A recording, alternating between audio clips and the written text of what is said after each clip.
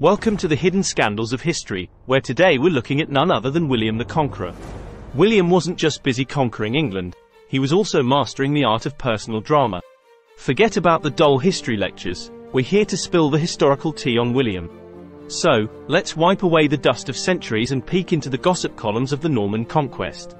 Get ready, this isn't your typical history lesson. Let's kick things off with a backstory worthy of a prime-time drama. William was born to a single mother and a dashing duke who couldn't marry his lady love because she was too low-born for him. He came into the world already tainted by scandal. Let's not forget that back then being born labelled a bastard made many debate if you even had a soul. His father was Duke Robert of Normandy, and though he refused to marry his mistress Herleva because she was a mere tanner's daughter, he elevated his son with her since he had no legitimate heirs. He left to go crusading when Will was about 7, but made his liege men swear fealty to his son first if he should die. These type of promises were broken all the time though, so William was far from a secure position. Sure enough, within a few months his father was dead and the now 8-year-old was named as Duke of Normandy.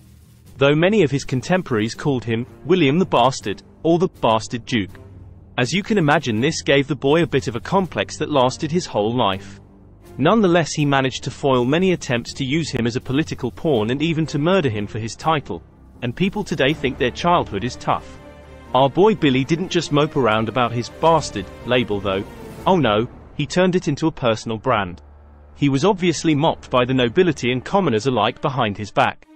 But instead of whining about the unfairness of life, he chose to take a crown. Fast forward to the romance subplot. Every soap opera has one. Enter Matilda of Flanders, the leading lady with a spine of steel, refusing William's proposal initially because who wants to marry a bastard? Legend has it, William wasn't too happy about being refused, so he did what any rational suitor would do, he kidnapped her. Or grabbed her by her braids and dragged her for a beating, depending on which version of the story you believe. The 11th century version of a grand romantic gesture.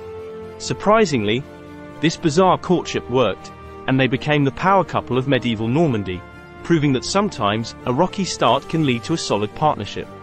Their marriage was not all love letters and shared thrones though. Matilda managed their estates like a boss babe, while William was off playing war games in England. They say behind every great man there's a great woman, but in this case, she was probably running the show. Now, for more family drama. William's relationship with his sons was like the plot of Game of Thrones.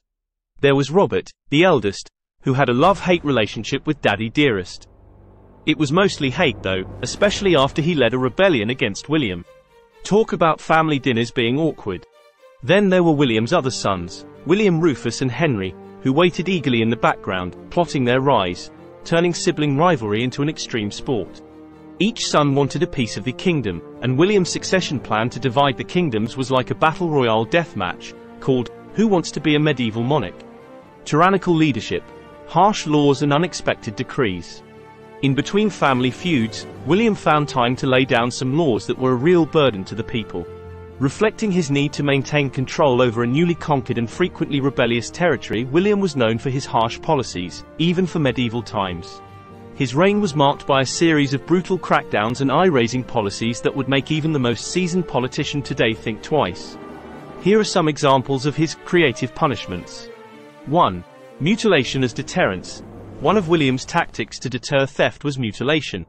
Thieves were often punished by having their hands or feet cut off. This severe punishment served as a grim warning to others who might contemplate stealing. 2. Treason or betrayal was met with brutal responses under William's rule. It was common for traitors to be blinded as a form of punishment. Without a welfare system, they were an immediate burden to their families and also made an example out of them for the rest of the society.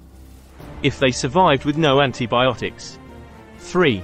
The harrowing of the North.